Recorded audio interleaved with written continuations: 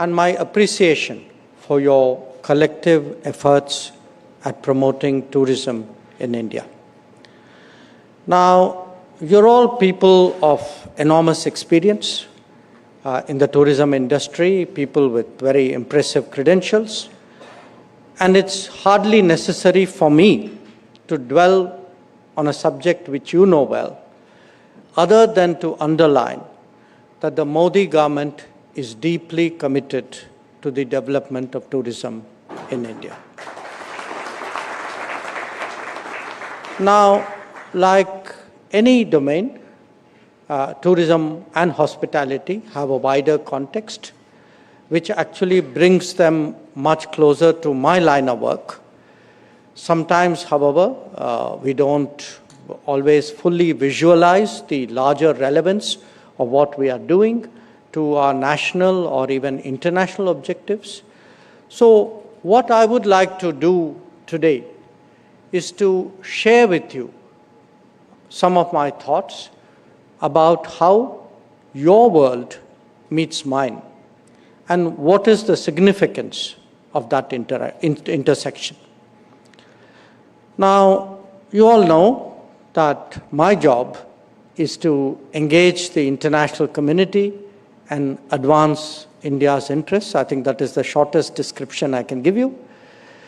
But I do want to say that even more than diplomacy, it is actually tourism that connects any nation to the world. Because not only does it shape an understanding of other countries for us, but it actually determines our own image in their eyes. Now, we in India are paying increasing attention to the value of this connect. And in fact, Prime Minister Modi has urged us to use the 3 T's, as he calls them, tourism, trade, and technology, as the benchmark for actually assessing our foreign relationships. Now, many of you would also be aware that Prime Minister Modi invariably interacts with the diaspora when he goes abroad. And I want to remind you that his constant message is to urge them to bring their friends along when they next visit India. So you can see how much we constantly strive in your interests and to promote your business. Now, in recent years, we have made sustained efforts to make our heritage and culture more visible to the world. Almost every year, there are Indian additions to the UNESCO World Heritage List. The most recent one was the Maratha military landscapes, and before that, the Moidams of Assam. But I want to remind you, in the last decade, this expanded list has included Shantiniketan, Hoysala Heritage, the Ramappa Temple, Dholavira, Jaipur City, Old Mumbai, Ahmedabad, Nalanda, Patan, the works of Le Corbusier, and the Kanchenjunga and the Greater Himalayan National Park. Now, you would all appreciate that the beauties of India are, of course, very much in the eyes of the beholder. And it's not just these sites, but I give you the intangible examples, the celebration of Navroz, of the performances of Gujarati Garba, Durga Puja, Kumbh Mela, yoga, and the Thateras utensil making craft from Punjab. All these have today been listed in the intangible cultural heritage as part of what India has to offer to the world, attractions which we are very confident will generate greater tourism interest in our country. Now, apart from that, there is so much that the creative world is actually able to harness from our civilization. So, these armies of creative talent, of influencers, of vloggers, they have a field day whenever they come here. Now, we saw a glimpse of that recently when the WAVE Summit took place in Mumbai. In fact, I would, as people from the tourism and hospitality industry, I would emphasize that social media itself has become today a very powerful force to promote tourism. And I know that you're all seeking to harness that energy to your advantage. Now, other than that, the wellness attractions of India, these have been continuously highlighted. In fact, the mainstreaming of Ayush traditional practices, the promotion of the International Day of Yoga, the launch of Mission Life, or even the popularization of millets, these have all contributed to the goal of promoting tourism and hospitality. Those coming to study in India, I want to emphasize, have also increased. And heal in India is today a mantra that is increasingly catching on in the world, indeed in our own country. And we see that reflected in the growing number of medical tourists to India. And of course, because finally I have to plug from my ministry as well, the practice of e-visas has made visiting India so much more pleasant an experience. So you can see the messaging of India to the world is clearly stronger, but it is paralleled by also making traveling in India much easier. This is evident, obviously, to all of us who move around at home very extensively, and perhaps even to those, perhaps I would say even more so to those coming from abroad who are coming after a bit of a gap to India. Just think about it. Our airports alone have doubled in the last decade. The railways have undergone a sea change, both in the reach and in the quality. Highways have again dramatically changed. The growth of the hospitality industry, of course, in this period is something that all of you know much better than I do. But it is also supported today by homestays, by ecotourism, by adventure destinations.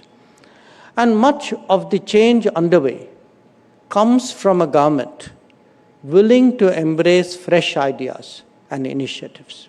And let me give you some examples. Udan, for example, has made air travel within India more affordable and accessible.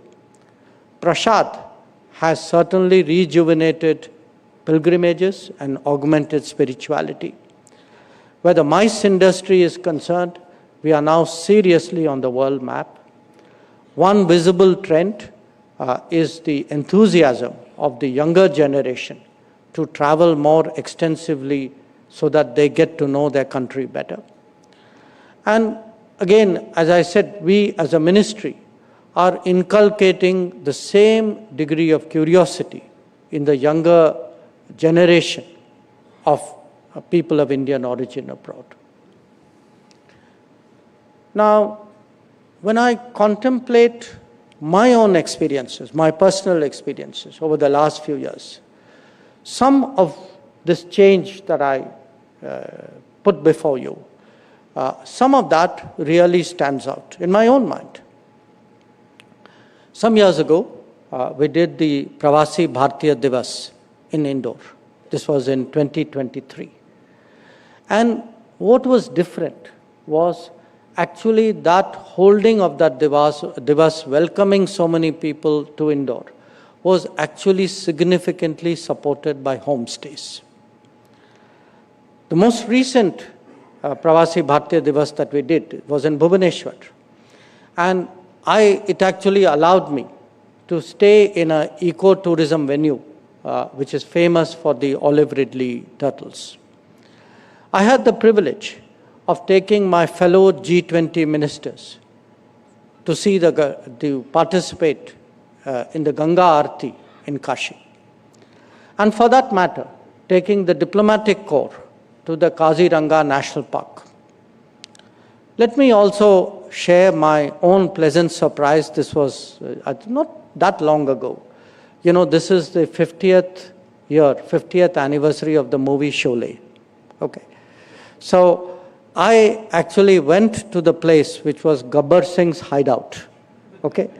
And, you know, guess what? I saw a resort there. I saw a resort there because today tourism has grown to a point where people actually try to relive the movies that, you know, that for them are the definitive memories of their youth. So whether it is Bengaluru or Indore, which I spoke about, I've actually gone to, you know, to food streets in these places, sample local delicacies, and seen today actually what a strong draw they have become for domestic and international tourists as well. And in fact, there is no better illustration of the changing trends of tourism in the country than the Statue of Unity in Gujarat. A state, I must tell you, I have the honor to represent in Parliament. The growth of tourism sites and infrastructure in Kevadia in the last few years is really something to behold. Equally noteworthy has been the growing interest and the ability of our people to explore other regions and states. And again, I give you an example.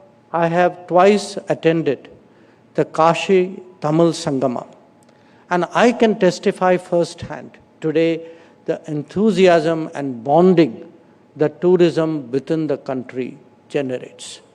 So in that sense, you know, what you do has not just an economic impact and some other aspects which I will talk about, but it actually promotes national integration, it promotes national awareness, it actually promotes a national spirit in this country, and for that I thank you all. Now, as I said, we naturally perceive tourism as an economic activity, which it is, but let us also recognize its contribution to evoking and strengthening cultural pride in the country. For those who host heritage and other, you know, natural sites, the arrival of tourists is a regular reminder of the value of what they are living next to. As one of the oldest civilizations, such a sentiment, as I said, is key to our identity, it is key to our self-confidence. Amongst Indians, domestic tourism demonstrates the richness, the diversity, the interconnectedness of our culture and traditions. But for those from afar, it is often the experience of their lifetime. However, as we all know, there are still additional ways, different ways of making tourism more memorable. And some of that centers around exposure to local practices, arts, crafts, and skills. After all, as I pointed out, intangible heritage is as valuable as historical or natural sites. And that is why we have popularized the One District, One Product, what we call ODOP scheme, or supported the Vishwakarma initiative, which strengthens the traditional artisans and craftspersons of our country, and encouraged the revival of local customs and performing arts. Now, in an era of globalization and urbanization, traditions are often lost with time. But by nurturing them, we have actually made Indian tourism even more attractive. Perhaps the most impactful endeavor which we have done in recent times was actually the manner in which India conducted the G20 presidency.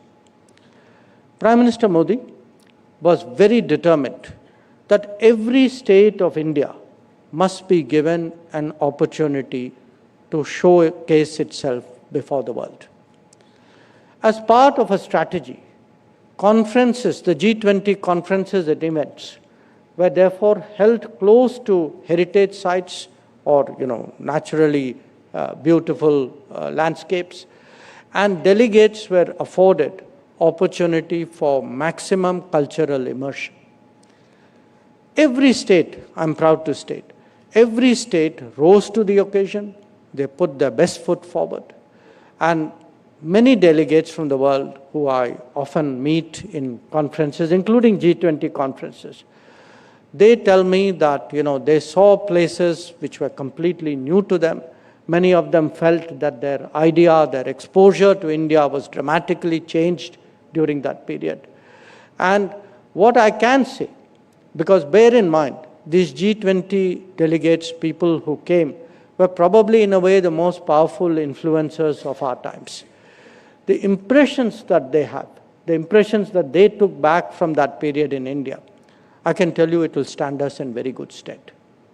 So it is for this reason that we say G20 connected India to the world and equally the world to India.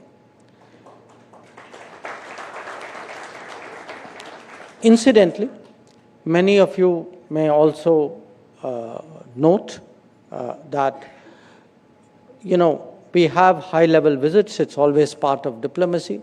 But typically, people they came to Delhi, they arrived, they saw the airport, they saw the hotel, Hyderabad house, maybe a little bit more than that.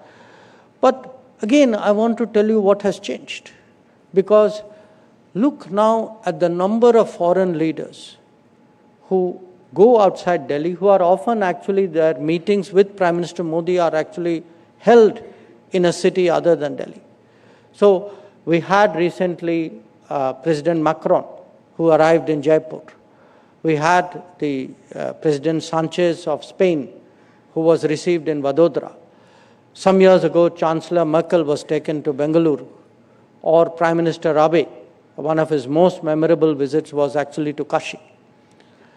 So I do want to tell you today that this, diversity of India, this richness of India, this wonderful heritage that our civilization has nurtured. Today, there is an enormous effort to present it to the world, to make the world much more focused about what India really is.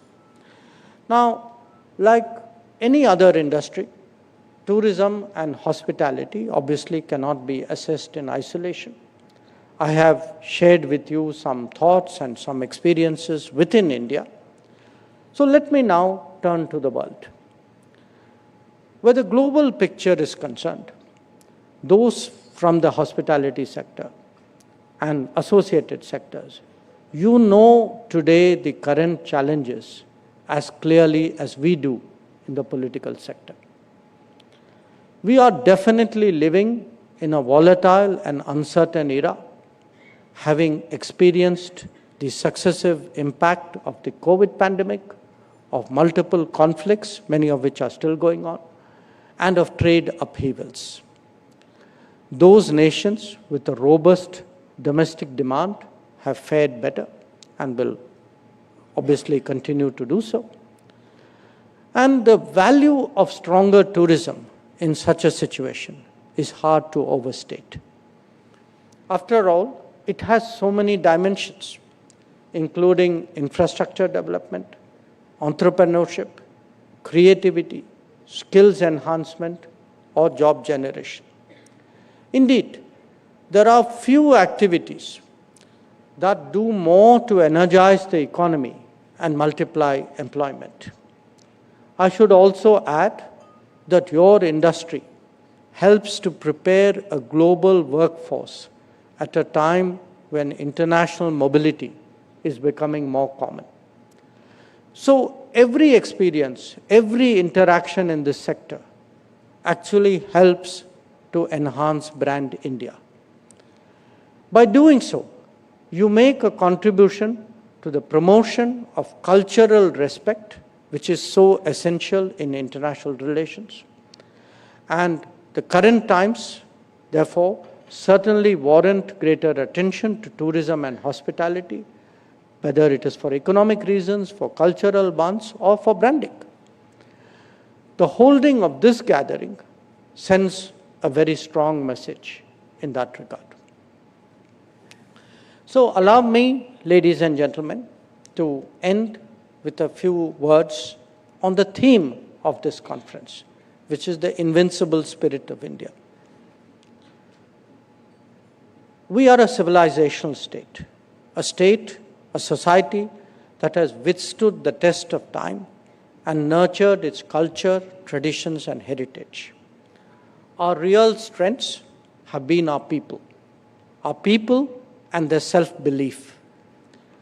We have overcome adversities and we have addressed multiple challenges in the journey towards progress and prosperity. We have so much to be proud of and so much to share with the world. Our approach has long been driven by Vasudhaiva Kutumbakam and Atithi Devo Bhava. While we will always benefit by such openness, it is essential in times of unpredictability to stand firmly on our own feet. Atmanirbharta is, of course, the mindset to deal with global turbulence. But it is also the basis to strengthen our self-confidence, to increase our resilience, and to lay the foundation for Viksit Bharat. The tourism and hospitality industry makes a crucial contribution to these goals, and I applaud the commitment that all of you display to nation building and economic progress. So I thank you again for inviting me, and I wish you all the best in your businesses and in the many contributions that you all make. Thank you very much. Namaskar. So that was the keynote address by External Affairs Minister Dr. Jaishankar at the Faith Conclave, where he talked about tourism and how India is gearing up and has geared up already, inviting many eyeballs from across the world, and how India is a global powerhouse when we talk about tourism.